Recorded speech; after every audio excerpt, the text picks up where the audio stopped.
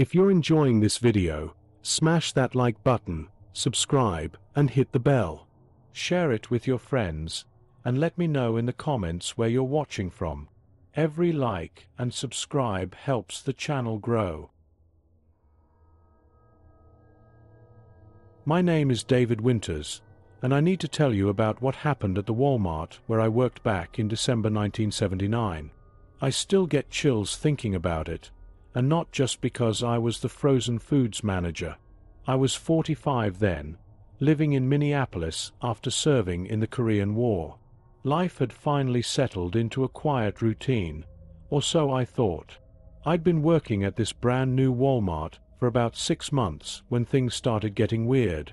And when I say weird, I mean the kind of stuff that makes you question everything you believe in. That winter was brutal, even by Minnesota standards. The temperature dropped to -40 degrees, breaking all previous records. The streets were empty, and most people were smart enough to stay home. But not us. Oh no, corporate policy meant we had to keep the store open no matter what. I remember that first morning when things began to change. The store was running with half the usual staff because of the weather. I was doing my regular checks of the freezer section, clipboard in hand, when I noticed something odd. The temperature gauge on the main freezer unit was showing numbers lower than I'd ever seen before, way lower than our settings. At first, I thought it was just a broken thermometer. But then I heard it, this weird scratching sound coming from inside the freezer units.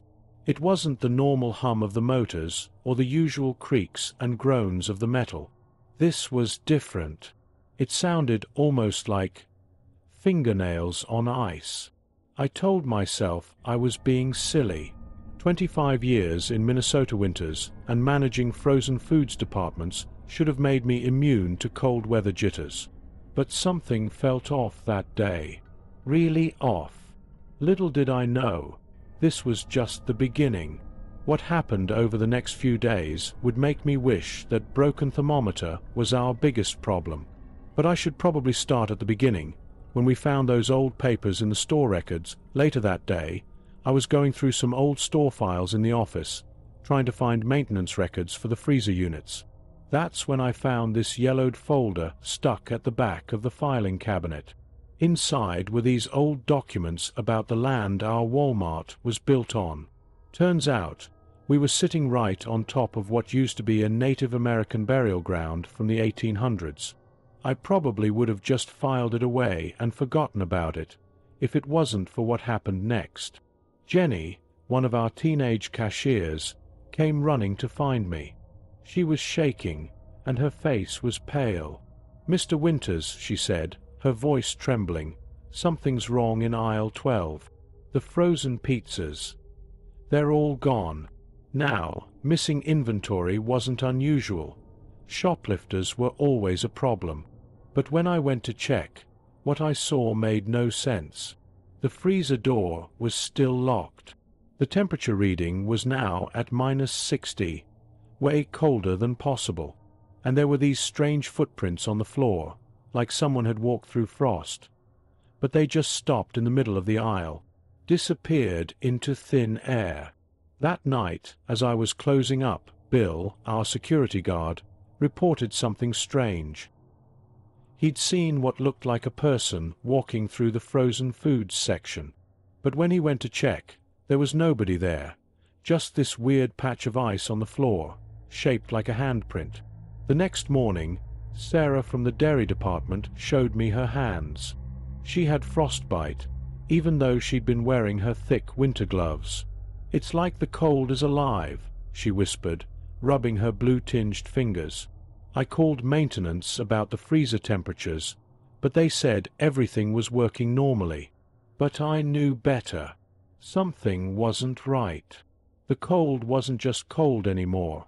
It felt hungry. And then people started disappearing. The first person to vanish was Mike, our night stalker. He was working the late shift, putting up frozen vegetables. The security guard said he saw Mike go into the freezer section at around 2 a.m., but he never came out. We found his flashlight on the floor, covered in a thick layer of frost, but no Mike. 2 days later, it was Lisa from customer service. Then Tom, another security guard. Each time it was the same. They'd go near the freezers and then nothing. Just empty aisles and that terrible scratching sound getting louder.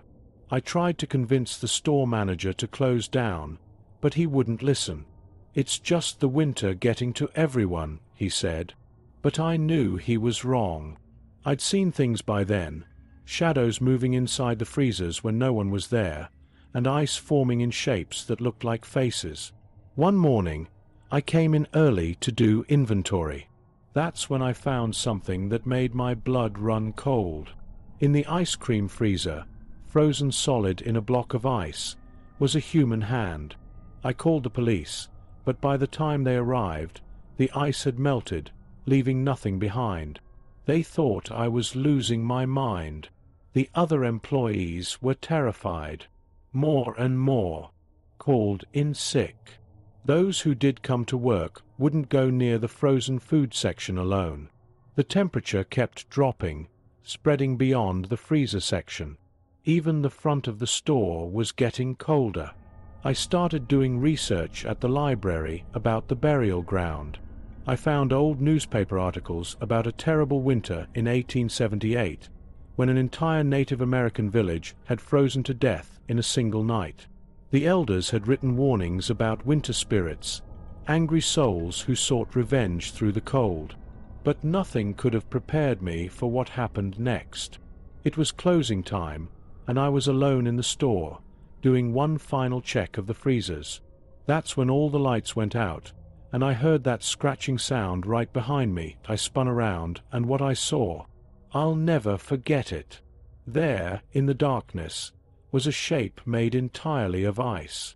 It looked almost human, but wrong, like a person who had frozen to death and then stood up to walk. Its eyes were deep black holes, and its fingers were long icicles that scraped against the freezer doors. I tried to run, but my feet wouldn't move. The floor beneath me was freezing solid, ice creeping up my boots. The temperature dropped so fast I could see my breath turning to ice crystals in the air.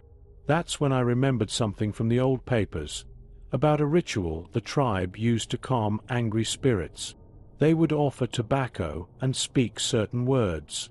I had some cigarettes in my pocket, my hands shaking so bad I could barely reach them. The ice creature came closer. Each step it took left frozen footprints that crackled on the floor. The cold was so intense my eyes were watering, and the tears were freezing on my face. "I know what happened to your people," I said, my voice barely a whisper. "I know about the winter of 1878. The thing stopped. The scratching sound got quieter. With trembling fingers, I broke open the cigarettes and scattered the tobacco on the ground, just like I'd read about. I started repeating the words I'd memorized from the tribal documents. I'm not sure I said them right, but I tried my best. For a moment, nothing happened.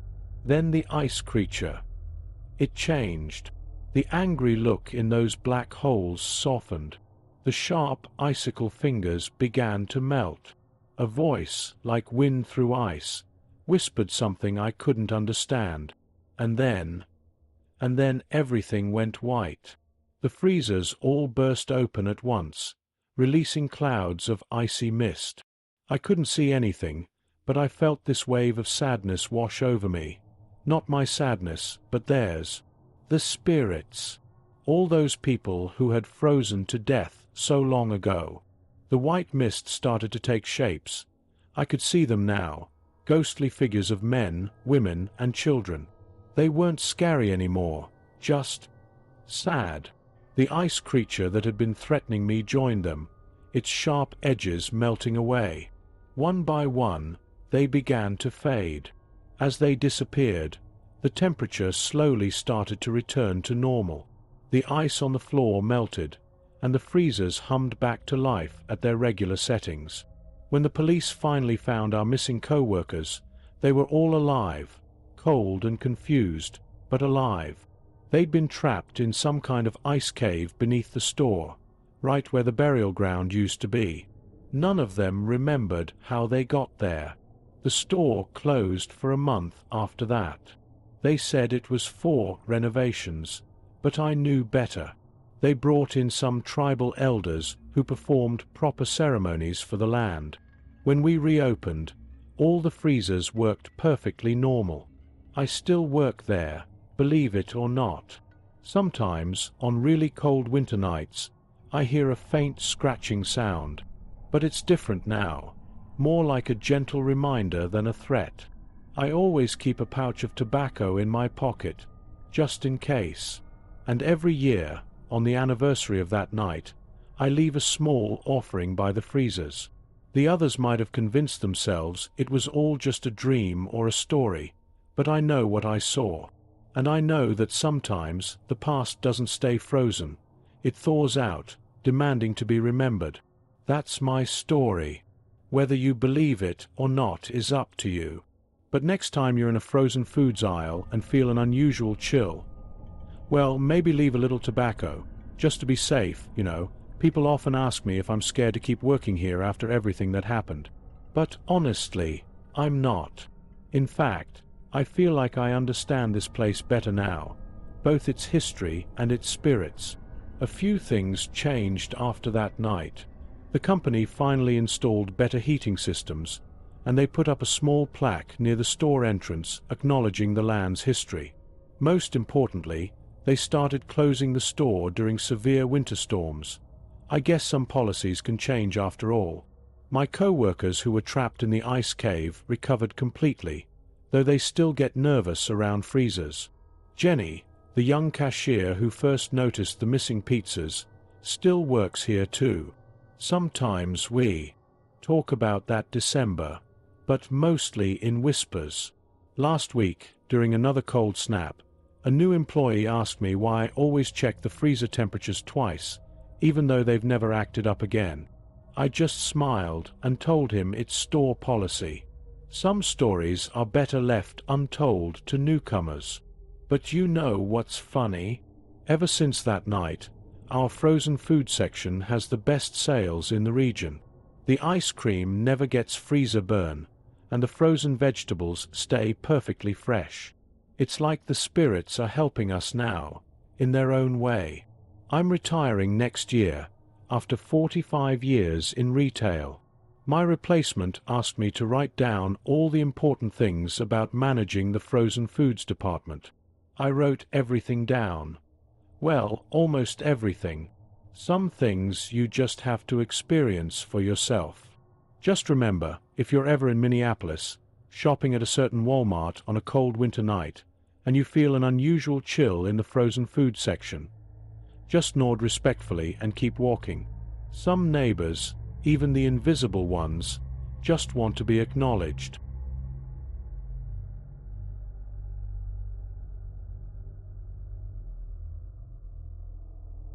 My name is Helen Murphy, and I never thought I'd be telling this story about what happened at the Walmart Garden Center back in 1987. I was 41 then, managing the garden department in Portland, Oregon, and boy, do I wish I could forget that spring. It all started on a misty April morning. I was doing my usual rounds, checking on the plants like I'd done every morning for the past 8 years. The sweet smell of soil and flowers filled the air as I walked between the rows of potted plants, making notes about what needed watering. Everything seemed normal, except it wasn't. I noticed it first with the tomato plants. Just yesterday, they were tiny seedlings, barely poking through the soil. But now, they were already 6 inches tall. I rubbed my eyes, thinking I must be seeing things. Nobody's tomatoes grow that fast. Not even in the best conditions. "Hey, Sarah," I called out to my youngest employee, who was arranging some flower pots nearby. "Come look at this." Sarah walked over, her blonde ponytail bouncing with each step. She'd only been working here for 3 months, but she knew her plants. "Oh wow, Mrs. Murphy," she gasped. Weren't these just babies yesterday? Exactly what I was thinking, I muttered, touching one of the leaves. It felt different, warmer than it should be, almost like it had a pulse. That was just the beginning of the weirdest spring of my life. Within days, more strange things started happening. The roses bloomed in colors we'd never ordered. Deep purples that seemed to glow and blues that looked almost metallic. Customers would stop and stare at them for minutes, like they were in some kind of trance. But the strangest part, Mrs. Thompson's cat went missing after wandering into our outdoor section. She was a regular customer, always bragging about her prized Persian cat. When she came crying to us about Fluffy disappearing near our garden center, I felt terrible. Little did I know, this was just the first of many disappearances. I should have realized something was terribly wrong when I found that strange barrel of fertilizer in our back storage room. It wasn't one of our regular brands. The label was all scientific looking, with words I couldn't pronounce. But our district manager insisted we use it, saying it was a new experimental product that would revolutionize plant growth. If only I'd known then what that fertilizer would do to our plants. And to us, things got really weird about a week after we started using that new fertilizer. I started noticing changes in my staff first. Tom, who had worked in the garden center for 5 years, began acting strange. His skin had a greenish tint, and he kept standing in one spot for hours, face turned toward the sun. When I asked if he was feeling okay, he just smiled and said he'd never felt better. "I just need more sunlight," he'd say in a dreamy voice. That's when I noticed tiny, leaf-like patches on his neck. The Venus flytraps were the next big problem. We usually kept them in a special corner because they weren't very popular. But now, they were growing bigger than dinner plates. One morning, I heard a scream from the outdoor section. When I ran out there, I found a customer backing away from the flytrap display, pointing with a shaking hand. It tried to grab my arm," she stuttered. I thought she was exaggerating until I saw it myself. The plant was moving, not just swaying, actually reaching out. That same day, 3 more pets went missing near our garden center. And the plants, oh, the plants, they were taking over. Vines that normally took months to grow were crawling up walls overnight. Flowers were opening and closing like they were breathing. The air felt thick and heavy, like the plants were watching us. I tried calling the main office to report what was happening, but nobody seemed to care. "Record sales are record sales, Helen," they'd say. "Keep up the good work." Then people started disappearing. First, it was just customers who'd walk into the more overgrown sections and never come out. We'd find their shopping carts abandoned among the plants, still full of items they were going to buy. The police came, but every time they searched, they found nothing. Just more and more plants.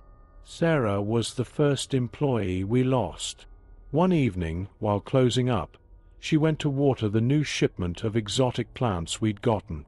I heard her humming as she disappeared behind the tall shelves.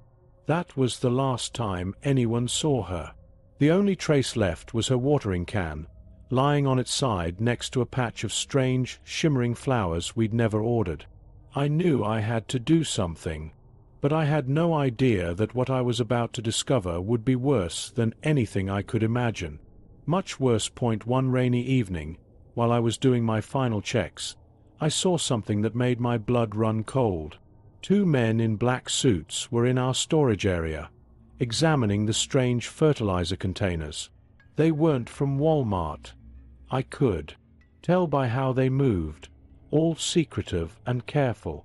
When they saw me, they tried to act normal, but I'd already seen them taking samples and whispering into walkie-talkies.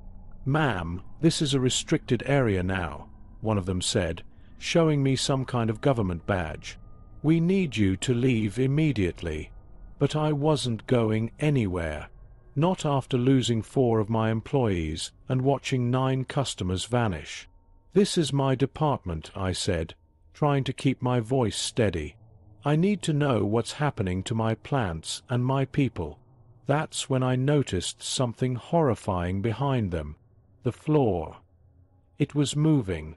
Tiny roots were breaking through the concrete, spreading like fingers reaching up from below. The men didn't seem to notice, but I could see everything now. Listen carefully, the younger agent whispered, looking nervous. This fertilizer. It's not just fertilizer. It was part of a secret experiment. Something went wrong. Really wrong. Before he could say more, his partner shot him an angry look. But it was too late. I followed the roots to a crack in the wall and discovered a hidden door leading to an underground room. The sight down there still gives me nightmares. The entire basement was filled with a massive root system, pulsing with an eerie green light. In the center was something that looked like a giant flower bud, bigger than a car. Worse still, I could see something moving inside it, shapes that looked disturbingly human. I heard footsteps behind me. "You shouldn't have come down here, Mrs. Murphy," one of the agents said. But just then, the whole building shook. The plants were making their move, and we were all in serious trouble. The giant flower bud was starting to open, and a terrible smell filled the air. I could hear screaming from upstairs. The evening shift workers were in danger. I had to do something fast. But what? That's when I remembered the weed killer we kept locked up in the supply room. It wasn't much, but it was all I had. I just hoped it would be enough to stop whatever was about to happen. Everything happened so fast after that. The 2 agents tried to stop me, but the plants got them first. Thick vines burst through the walls, wrapping around them like snakes. I ran upstairs as fast as I could, my heart pounding in my chest. The garden center had turned into a jungle. Plants were everywhere, growing and moving like they were alive. I could hear people screaming and running. Through the chaos, I fought my way to the supply room, dodging the grabbing vines and ducking under moving branches. I knew I had only one chance. The industrial weed killer was our strongest chemical, the kind we never used except for emergencies. As I grabbed the container, I heard a weird humming sound. The giant flower bud downstairs was about to release its spores. If that happened, who knows what it would do to the whole city. "Mrs. Murphy," I heard a familiar voice. It was Tom, but he wasn't Tom anymore. His skin was completely green now, and leaves were growing from his arms. "Join us," he said in a voice that sounded like rustling leaves. "The plants. They want to make everything better." "I'm sorry, Tom," I whispered, and sprayed him with the weed killer. He fell back, screaming, his leaves wilting. I ran back downstairs, fighting through more vines. The flower bud was almost fully open now. Inside, I could see my missing employees and customers, all tangled up in glowing roots. They looked like they were sleeping, but their skin had turned green like Tom's. The mother plant, that's what the giant flower was, started to shake. I knew it was now or never. I climbed up onto a shelf, opened the whole container of weed killer, and dumped it right into the center of the flower. The scream that came from that plant. I'll never forget it. It wasn't human, but it wasn't like any plant or animal either. The whole building shook as the giant flower started to shrivel. All the vines began to die, turning brown and falling apart. And then, like magic, everyone the plant had taken started waking up. They were confused but alive. Even Tom returned to normal, though he couldn't remember anything that had happened. The government people came back with a bigger team. They cleaned everything up and made us sign papers promising we wouldn't talk about what happened. They said it was all just a chemical spill, but I know what I saw. The garden center reopened a month later. Everything looked normal again, but sometimes, late at night, I still check the floor for moving roots. And when customers ask me why we don't stock Venus flytraps anymore, I just smile and say we had some supply issues. I still work here, keeping an eye on things. These days, I check every label on every fertilizer bag we get. And if a plant grows just a little too fast, or a flower looks just a little too strange, well, let's just say I keep a bottle of weed killer close by, just in case. Because you never know when something might decide to grow where it shouldn't.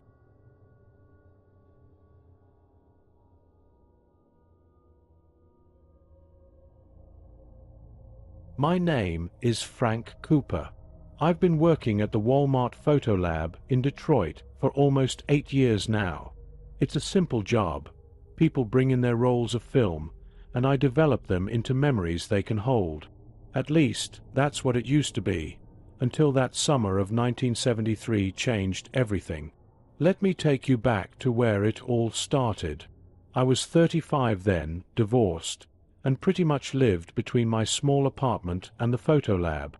The lab was my second home, a dim room filled with the sharp smell of developing chemicals and the quiet hum of machines.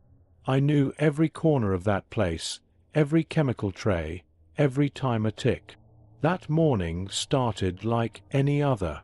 I walked into work wearing my usual white lab coat, greeted Sally at the counter. She's this cheerful college kid who handles customer service, and headed straight to my darkroom. The pile of film rolls from yesterday was waiting for me, each one labeled with names and dates. The first few rolls were normal: birthday parties, family picnics, summer vacation shots. But then I got to Mrs. Henderson's roll. She's this sweet old lady who takes pictures of her garden every month. As I hung up her photos to dry, something caught my eye. There, in the background of her rose bush photo, was a figure I'd never seen before. It was blurry, but definitely a person, standing still and staring right at the camera. The weird thing, Mrs. Henderson lives alone, and she had specifically told Sally she took these pictures when no one else was around. I double-checked the negative. The figure was there too. That's when I felt the first chill run down my spine, though I didn't know then that this was just the beginning of something much, much stranger. I probably should have told someone about it that day. Maybe things would have turned out differently if I had. But who would believe a photo lab guy seeing things in other people's pictures? Besides, it was just one photo, right? Wrong. So very wrong. The next day, more strange photos started showing up. I was developing the Johnson family's vacation pictures when I noticed something odd. In every single beach photo, there was the same man in the background, tall, wearing a black coat, completely out of place for a summer beach day. The creepy part? He was getting closer in each picture, moving a little nearer to the family with every shot. I rubbed my eyes, thinking I was just tired, but no matter how many times I looked, he was there. The last photo gave me goosebumps. The man was standing right behind the family, but none of them seemed to notice him. That's when Sally knocked on the darkroom door. "Frank, there's someone here about their photos from last week. They say there's something wrong with them." I stepped out, and there was Mr. Parker, a local high school teacher. He was pale and shaking, holding the photos I'd developed for him just last Friday. "These people," he said, spreading the photos on the counter. "These people in my backyard photos. They're the Miller family. They went missing 20 years ago. Their case was never solved." My hands felt cold as I looked at the photos. Clear as day, there was a family having a picnic in Mr. Parker's backyard, wearing clothes from the 1950s. The timestamp on the photos showed last week's date. That evening, I stayed late at the lab. I needed to understand what was happening. As I was cleaning up, I noticed something that made my heart stop. The photos from Mrs. Henderson's garden were changing. The blurry figure was becoming clearer, and it was moving closer to the camera in a photo that had already been developed. I locked the darkroom door and sat down, my hands shaking. The chemicals we used for developing, they were the same ones we'd always used. The cameras people brought in were normal. So what was causing this? Just then, the red safety light in my darkroom started to flicker. In the brief moments of darkness, I could have sworn I heard whispers coming from the drying photos. Things got worse over the next few days. Sally noticed it too. We couldn't ignore it anymore. People were coming in, panicked about their photos.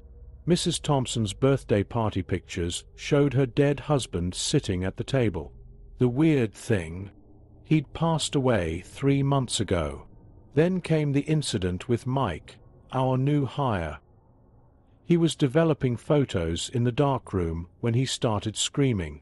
By the time I got there, the door was locked from the inside. When we finally broke in, Mike was gone. But there he was, trapped in one of the photos he'd been developing, banging on the paper like it was a window, his face frozen in fear. "Frank, what's happening?" Sally whispered, her hands trembling as she held Mike's photo. This isn't possible. I'd been mixing the developing chemicals for years, but something felt different now. The liquid seemed darker, almost alive. Sometimes, when I was alone in the darkroom, I could see faint shapes moving in the chemical trays. One morning, I came in early to find the photos from yesterday had developed themselves. All of them showed the same scene, our photo lab, but empty, like it had been abandoned for years. And in each picture, standing in the corner, was that same tall figure from the beach photos, now wearing what looked like an old photographer's coat from the 1900s. The strangest part, these photos were dated for next week. Sally and I tried to keep things normal, but customers started noticing. The photos were telling stories, showing things that hadn't happened yet, revealing secrets from the past, or worse, showing people who shouldn't be there. That evening, as I was closing up, I heard the developing timer start by itself. The red safety light began to pulse, and the chemical trays bubbled. Through the darkroom window, I saw a flash. When I looked at the developing tray, there was a new photo forming, one I hadn't taken. It showed me, standing in the dark room, at this exact moment. I couldn't move as I stared at that photo of myself. Then I noticed something that made my blood run cold. In the picture, there was someone standing behind me. Slowly, I turned around. The darkroom felt colder than usual. The figure from all those photos was there, not in a picture this time, but real. His old photographer's coat was dripping with chemical solution. "They all want to be remembered," he said in a voice that sounded like paper rustling. "Every person in every photo. They don't want to fade away." Before I could run, Sally walked in. "Frank, are you still he dash?" She stopped mid-sentence, her eyes going wide. The figure turned to her, and in a flash, she started to fade, like an old photograph left in the sun. I watched in horror as she became less and less solid, until she was just an image on the wall, another photograph among hundreds. "You develop memories, Frank Cooper," the figure said. "But do you know what happens to all the moments that were never captured? The forgotten ones? They come here." The chemicals in the trays began to glow. Photos started falling from the walls, and in each one, I could see people moving, trying to get out. I recognized some of them: Mike, Sally, the missing Miller family, and dozens of others I'd never seen before. "Stop this," I said, trying to sound brave. "Let them go." The figure laughed. "Let them go. They're part of my collection now. Just like you will be." That's when I noticed the developing timer was counting down. The red safety light pulsed faster and faster. I had to do something. Sally, Mike, and all those people were trapped in there. But what could I do against something that wasn't even human? Then I remembered something important about developing photos. Every chemical has its opposite, its fixer. I ran to the chemical shelf, my hands shaking. The figure moved closer, but I had to focus. All those years of mixing chemicals had taught me something. Every developer needs a fixer, and every photo needs light to be destroyed. You can't stop what's already developed, the figure warned, reaching for me. But I wasn't trying to stop it. I was trying to reverse it. I grabbed the fixer chemical and the strongest light we had in the lab. The figure realized what I was doing and lunged forward, but I was faster. I threw the fixer solution into the developing trays and switched on the bright light. The room filled with screams, not just from the figure, but from all the photos. The images began to blur and fade. I saw Sally's photograph starting to peel off the wall, and Mike's picture was dissolving in the tray. No! The figure shrieked, its own form starting to fade like an overexposed photograph. My collection! Suddenly, there was a flash so bright I had to close my eyes. When I opened them, Sally was standing there, solid and real again. Mike was on the floor, looking confused but alive. Through the lab window, I could see the sun rising. Frank. Sally's voice was shaky. What happened? I looked around the lab. The photos were normal again, just regular pictures of birthdays, gardens, and family picnics. The figure was gone, and so were all the strange images. The developing trays held nothing but clear liquid. "It's over," I said, helping Mike to his feet. "Just a bad development." We never talked much about what happened that summer. The photo lab stayed open, and I kept developing pictures. But now I always double-check the backgrounds of every photo, just in case. And sometimes, when I'm alone in the darkroom, I think I hear the faint sound of a timer starting. But that old figure was right about one thing. Every photo holds a memory, a moment trapped in time. We just have to be careful about which moments we choose to keep.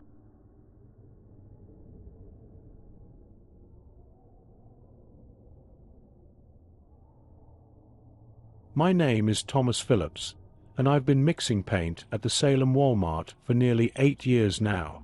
Never thought I'd say this, but paint mixing isn't as boring as it sounds, at least not anymore. Not since last October, when everything in my life turned upside down. You see, our Walmart was built on some pretty old land, right at the edge of Salem, Massachusetts. The kind of place where tourists come to take pictures of witch trial monuments and old graveyards. I never really cared much about all that history stuff before. I was just happy having my simple job, mixing colors for happy homeowners and contractors. Every morning I'd come in at 7 a.m., put on my blue vest, and head straight to my little corner of the store, the paint department. It wasn't much, just rows of paint cans, color swatches on the wall, and my trusty old mixing machine that sometimes squeaked like an angry cat. But it was my space, and I knew every inch of it. That October morning started like any other. The air was getting chilly, and leaves were starting to turn orange outside. Mrs. Henderson came in first thing, wanting the perfect shade of eggshell for her living room. I'd just finished mixing her paint when I noticed something odd. The color wasn't quite right. Now, I've mixed thousands of gallons of paint, and I always follow the formula exactly. But this time, the paint looked different, almost like it was moving. I blinked hard and looked again. Must be tired, I thought. Mixed another batch. Same thing happened. The creamy white color kept shifting, swirling in ways paint shouldn't swirl. And in those swirls, I could have sworn I saw faces. "Is everything all right, dear?" Mrs. Henderson asked, peering over the counter. I quickly sealed the can, plastered on my best customer service smile, and handed it to her. "Perfect as always, ma'am." But it wasn't perfect. And that was just the beginning. If I'd known what was coming, the possessions, the deaths, the ancient curse, maybe I would have called in sick that day. Or quit my job entirely. But then again, who would have believed that a simple paint department could become a gateway to something so dark, something that had been waiting hundreds of years to return? Let me tell you what really happened at the Salem Walmart paint department. Just don't blame me if you never look at a color swatch the same way again. That first week, things got weirder and weirder. Every can of paint I mixed seemed to have a mind of its own. Blue would turn slightly purple, even though I followed the exact same formula I'd used hundreds of times before. And the way the paint moved, it wasn't normal. One morning, Mr. Rodriguez, a regular customer who owns a painting business, came back looking worried. "Thomas," he said, pulling out his phone, "you need to see this." He showed me pictures of a bedroom his team had painted yesterday.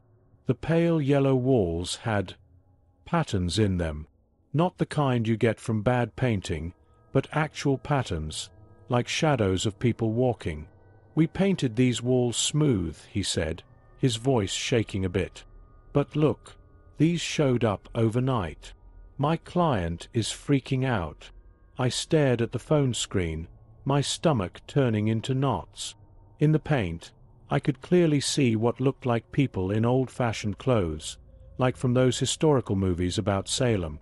And they seemed to be moving. That same afternoon, strange things started happening in the store. Paint cans would fall off shelves when nobody was near them. The mixing machine would start running by itself, making this awful grinding noise. And the smell, it wasn't the usual paint smell anymore. It was something older, like wet earth and burning wood. After closing time, when I was cleaning up, I saw something that made my blood run cold. All the paint we'd spilled that day, little drops and splashes we hadn't cleaned up properly, was moving across the floor, coming together like tiny streams finding each other. They formed a pattern that looked exactly like the symbol I'd seen in Salem's Witch Trial Museum, a protection mark people used to draw on their doors in the 1600s. I quickly took a picture with my phone, my hands shaking so bad I almost dropped it. Just then, the lights in the store flickered, and I heard a sound from the back room where we keep extra stock. It was like someone whispering, but in a language I didn't understand. "Hello," I called out, my voice echoing in the empty store. "Is someone there?" No answer, just more whispers, getting louder. And then I saw it. All the color swatches on the wall, thousands of them, started peeling off one by one, swirling in the air like leaves in a wind that wasn't there. I ran. I'm not ashamed to admit it. I ran straight out of that store and didn't stop until I reached my car. Sitting there in the dark parking lot, trying to catch my breath, I realized something terrible. Whatever was happening in the paint department wasn't just some weird accident or trick of light. Something was waking up. Something that had been waiting for a very long time.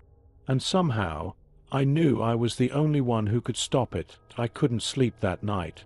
I kept thinking about those moving patterns and the whispering sounds. The next morning, I almost called in sick, but something pulled me back to the store. I had to know what was happening. When I arrived, Sarah, our new cashier, was already there. She looked scared. "Thomas, something's wrong with the paint room," she whispered, pointing to the back storage area. I heard crying coming from in there. My hands were sweating as I unlocked the storage room door. The first thing I noticed was the temperature. It was freezing cold, like a winter day, even though the rest of the store was warm. And the walls. Oh God, the walls. Every single can of paint had leaked, creating these horrible scenes on the walls. They showed people being hanged, others being crushed by rocks. It was like watching Salem's darkest history painted right in front of us. "We need to call someone," Sarah said, backing away. But before I could answer, one of the paint cans exploded. Dark red paint shot up like a fountain, but it didn't fall back down. Instead, it hung in the air, forming the shape of a woman in old-fashioned clothes.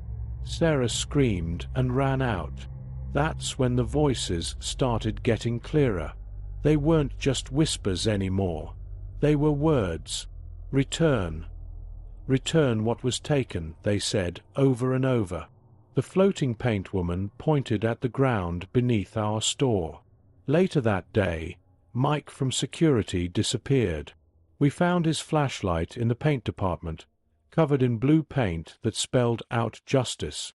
The police came, but they couldn't explain it. How do you tell them that living paint took someone? Things got worse during the afternoon rush.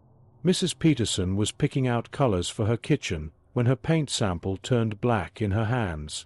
She dropped it, and the sample splattered on the floor, spelling out a date, 1692, the year of the witch trials. Then we heard a scream from the main store. Running out there, I saw something I'll never forget. All the paint we'd sold in the past week was somehow flowing back into the store. It was seeping through the walls, under doors, through windows, like it was being called back. And in the middle of it all, floating in the air, were 3 more paint people, pointing at me. I knew I had to do something.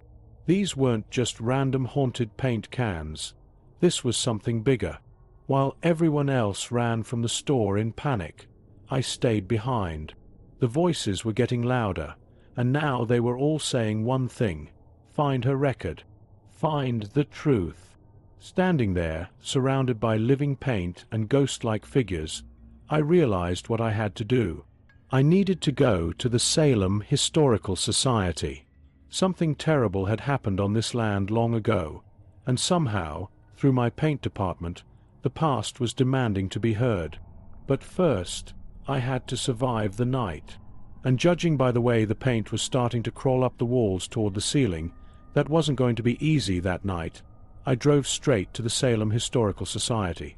My hands were shaking so bad I could barely hold the steering wheel. The old library was about to close, but Ms. Roberts, the librarian, knew me from my coffee runs at the shop next door. She let me in when I told her it was an emergency. I need to know what happened on the land where Walmart is now, I said, trying to keep my voice steady.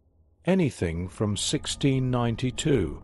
As we dug through old records, my phone kept buzzing with texts from my co-workers. More people had gone missing at the store.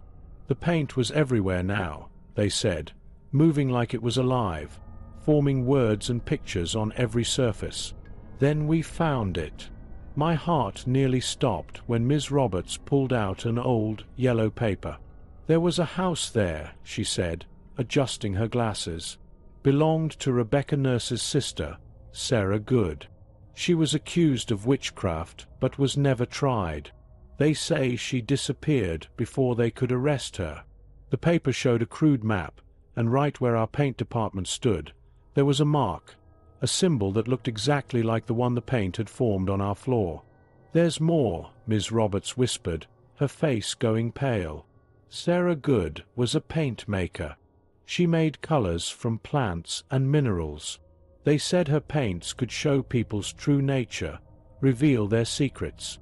The night she disappeared, all her paint supplies vanished too. Suddenly, my phone screen lit up with a video from Jenny, our night security guard. The paint in the store was forming into a huge whirlpool in the middle of my department, and in the center, rising up like a terrible rainbow, was a figure of a woman.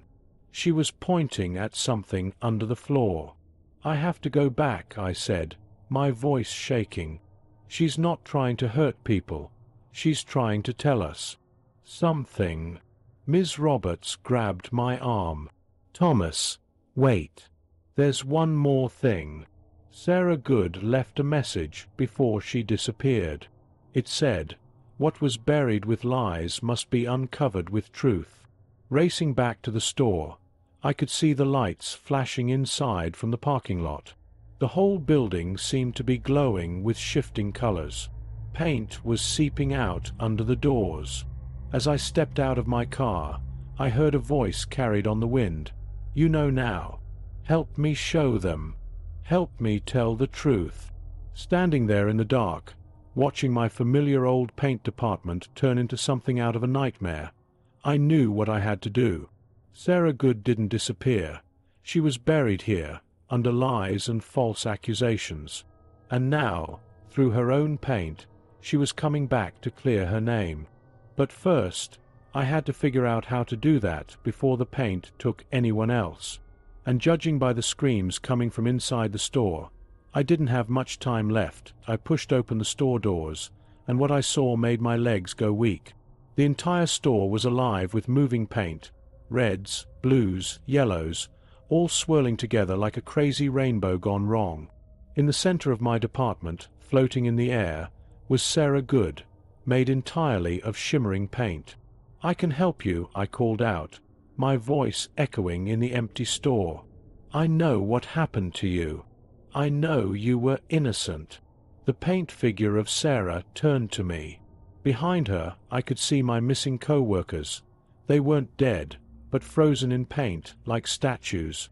The paint swirled faster around us, and suddenly I could hear her voice clearly. "Beneath your feet," she said. "They buried my proof. My journal. Show them the truth." I grabbed a crowbar from the hardware section and started prying up the floor tiles right where she pointed.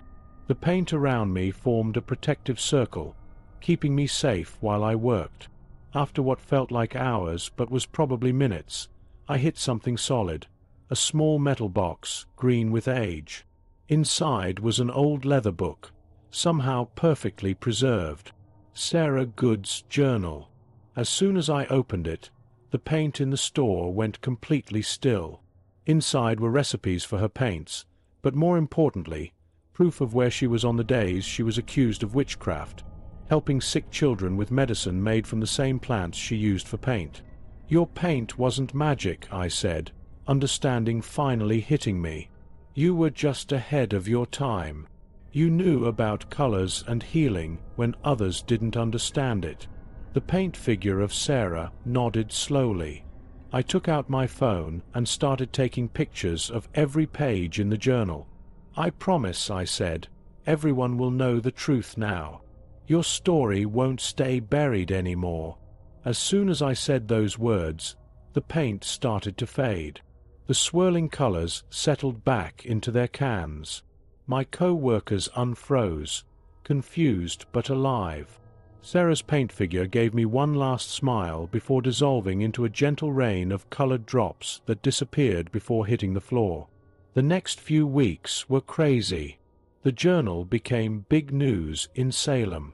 Historians proved it was real, and Sarah Good's name was finally cleared.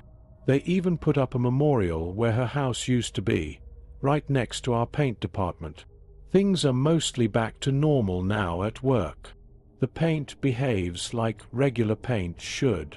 But sometimes, when I'm mixing colors late in the day, I swear I can see a hint of movement in the swirls, and the colors seem just a bit brighter than they should be. And you know what? That's okay. It reminds me that sometimes the truth takes a long time to come out, but it always finds a way. Just don't ask me to mix the color Salem red. Somehow, that one still has a mind of its own.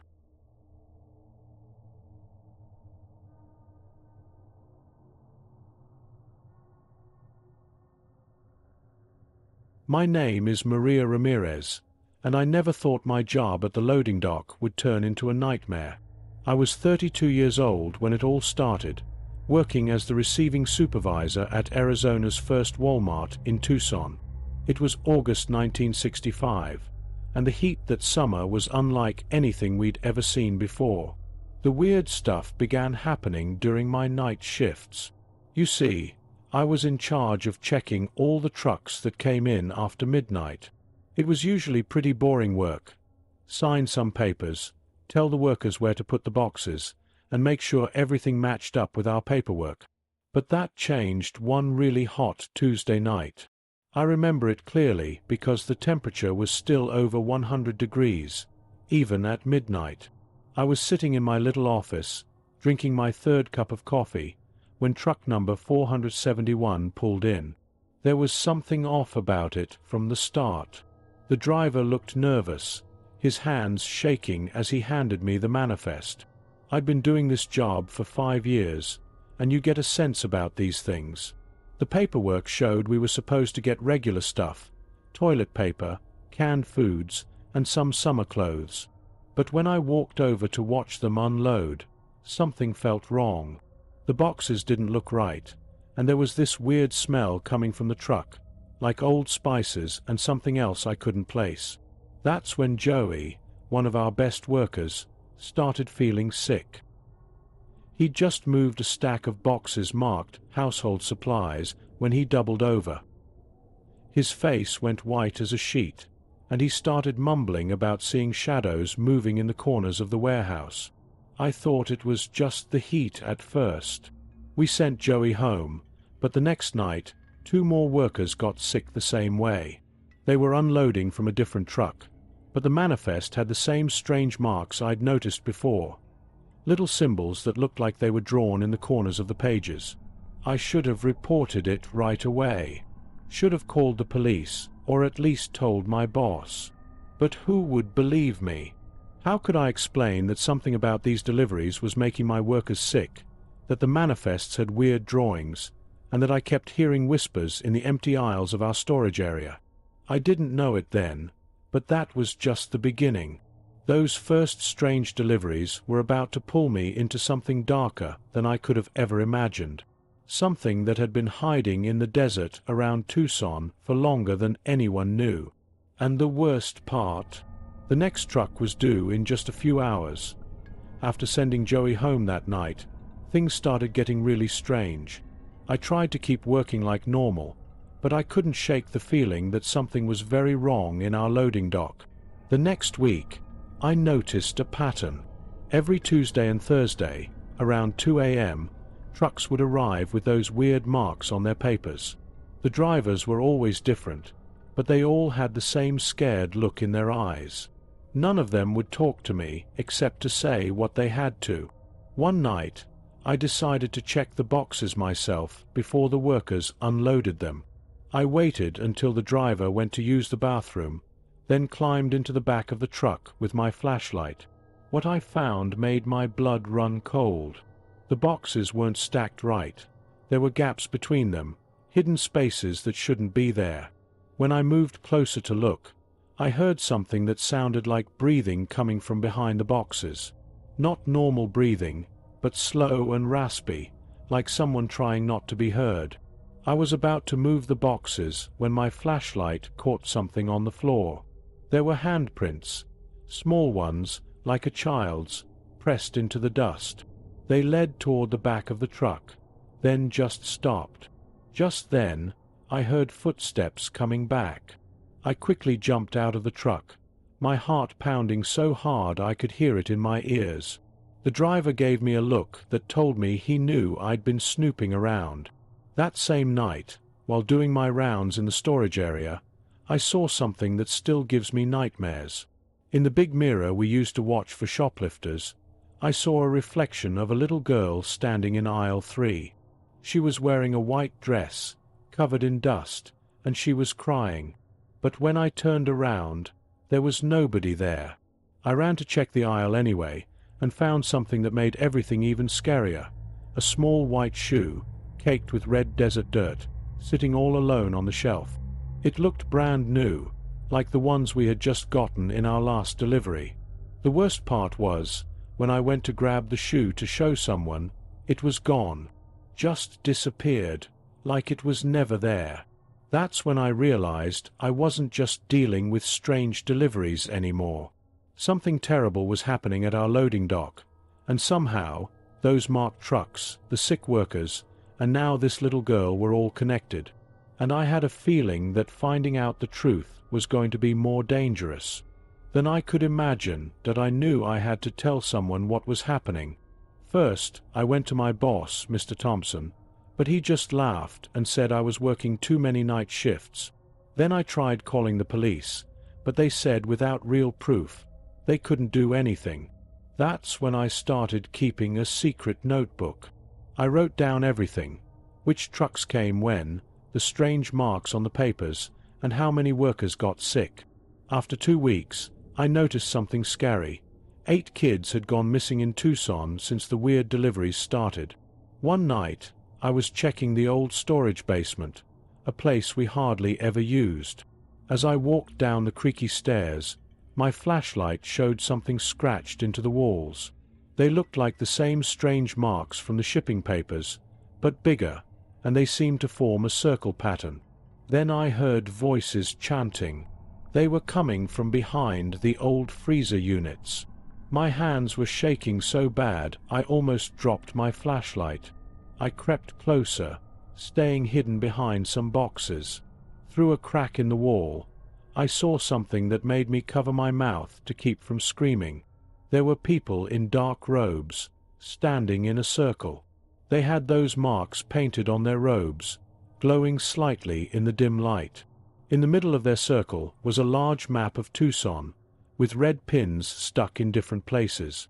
I recognized those locations. They were all places where kids had gone missing. Just then, my walkie-talkie crackled to life.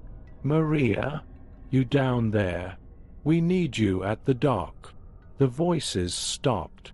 I heard footsteps coming toward me. I ran as quietly as I could, my heart beating so fast I thought it would burst. I made it to the stairs just as a door opened behind me. Looking back, I saw a face I knew. It was Pete, one of our regular truck drivers. He was taking off a dark robe. When I got back upstairs, trying to act normal, I checked the employee records. Pete had started working here right when the strange deliveries began, and something else caught my eye. He had made deliveries to every Walmart in towns where children had disappeared. That night, I found something else in my office, a small package wrapped in brown paper. Inside was an old book, its pages yellow and brittle. A note fell out. They must be stopped. Meet me tomorrow night. Jay. I recognized the handwriting. It was Joey's, the first worker who got sick. He hadn't just gone home sick that night. He'd seen something too. I didn't want to go to that meeting, but I knew I had to. The missing kids, the cult in our basement, the strange marks. It was all connected, and maybe Joey knew how that I met Joey at a small diner far from the store. He looked terrible. His face was pale, and his hands wouldn't stop shaking. Before I could say anything, he pushed an old newspaper across the table. "Read this," he whispered. "From 1865. Same thing happened back then." The yellow paper told a story about children disappearing in the Tucson desert. Back then, people blamed an ancient group called the Desert Walkers. They believed sacrificing children would give them power over death. The weird part: the marks in the newspaper's pictures were exactly like the ones I'd been seeing. "They're back, Maria," Joey said, his voice trembling. "I followed Pete last week. They have a place out in the desert. I saw the children." He stopped talking and looked around nervously. "Are they?" I couldn't finish the question. "They're alive. For now. They're keeping them for some big ceremony. It happens every 100 years, when the desert heat breaks records." Joey slid another paper toward me. "It's happening in 2 days. Full moon." Suddenly, Joey's eyes went wide. Through the diner's window, I saw a truck I recognized, one of our regular delivery vehicles. Joey grabbed his jacket. "They've found us. Maria, check the old well behind the loading dock. That's how they're moving the kids. But be careful. They're always watching." He ran out the back door. I never saw him again. The next day at work, I heard they found Joey's car empty on the desert highway. Inside was a note: "She knows too much." I knew I had to act fast. That night, I waited until everyone left and went to check the well. It was supposed to be sealed up years ago, but the heavy concrete lid looked recently moved. As I shined my flashlight down there, I heard children crying. The sound echoed up from deep below, along with that strange chanting I'd heard before. Then a hand grabbed my shoulder. I spun around to face Pete. He wasn't alone. Behind him stood 5 people in those dark robes, their eyes shining in my flashlight beam. "You should have just done your job, Maria," Pete said quietly. "Now you'll have to join us for tomorrow night's ceremony. We need one more adult sacrifice anyway." I heard movement behind me, but before I could run, something hard hit my head. As everything went dark, I saw that little girl in the white dress again. This time, she wasn't crying. She was pointing toward the loading dock doors, trying to tell me something. I woke up in the dark, my head throbbing. I was in some kind of underground room, probably beneath the loading dock. The only light came from torches on the walls, making scary shadows dance around me. My hands were tied behind my back, but they hadn't tied my feet. I could hear children crying nearby. Turning my head, I saw them. 5 kids huddled together in a corner, scared but alive. I recognized them from the missing posters around town. The oldest one, a girl about 10, kept staring at something behind me. I slowly turned around and gasped. The walls were covered with those strange marks, but now they were glowing with a dim red light. The air felt heavy and hot, like the worst summer day, even though we were underground. Pete and the others were getting ready for something. They had a big stone table in the middle of the room and were painting more marks on it with red paint. At least, I hoped it was paint. "The ceremony must begin at midnight," one of them said, "when the moon is highest." I looked at my watch. 11:30 p.m. I had 30 minutes to do something, or we'd all be in serious trouble. Then I remembered something. The little girl in the white dress, pointing at the loading dock doors.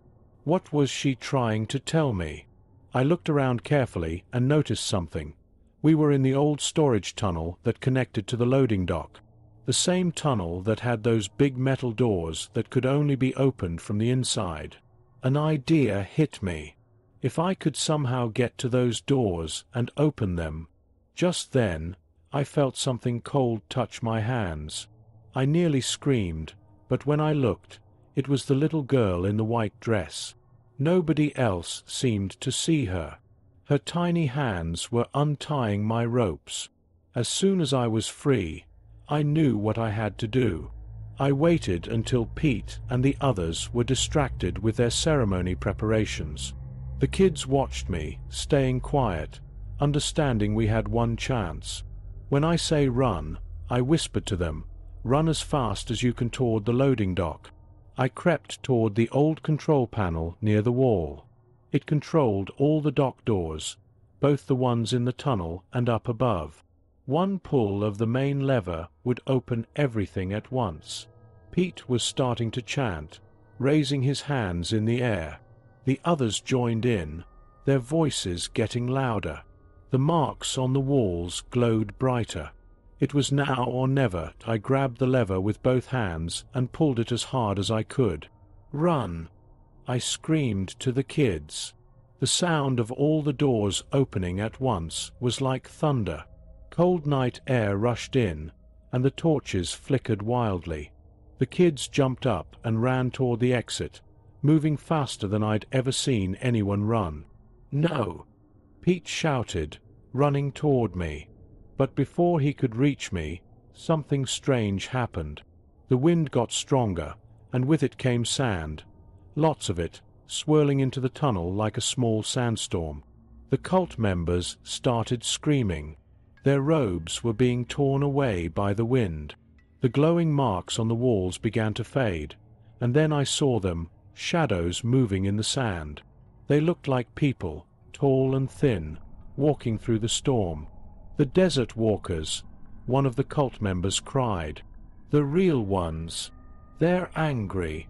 Pete tried to run, but the sand wrapped around him like ropes. The same thing happened to all the others. They were being pulled back, deeper into the tunnel, screaming as they disappeared into the darkness. I didn't stay to watch. I ran after the kids, my legs shaking but moving fast.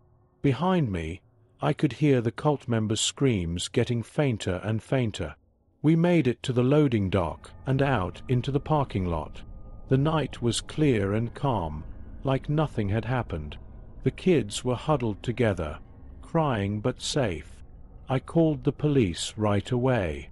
When they came, they found the tunnel empty. Pete and the others were gone, along with all their ceremony stuff.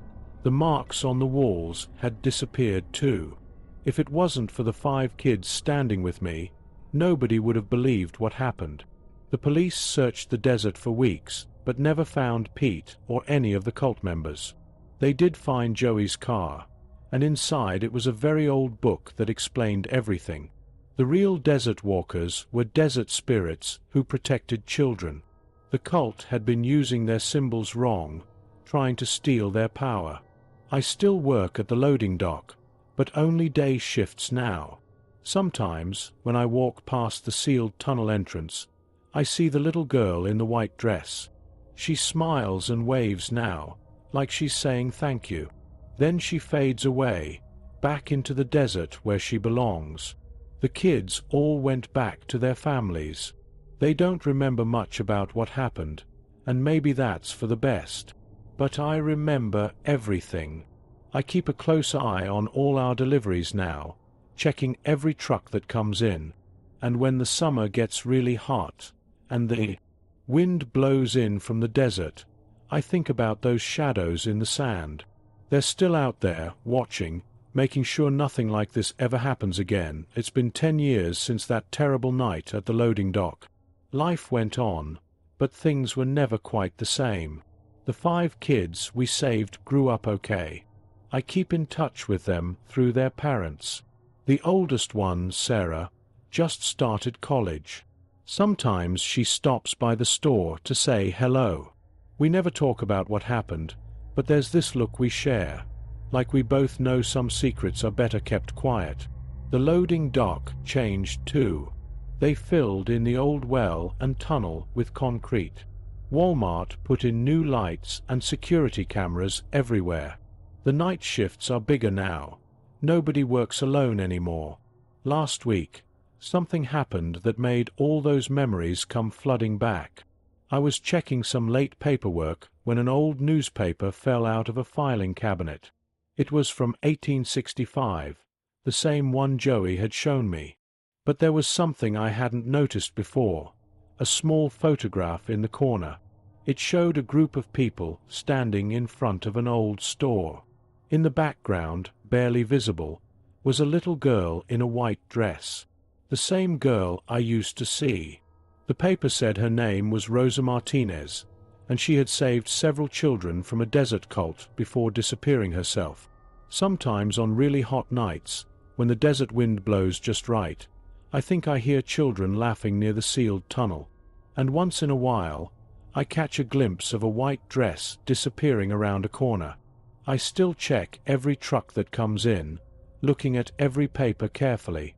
So far, I haven't seen those strange marks again, but I keep watching, just in case. Because out here in the desert, some stories don't end. They just wait for the right time to begin again.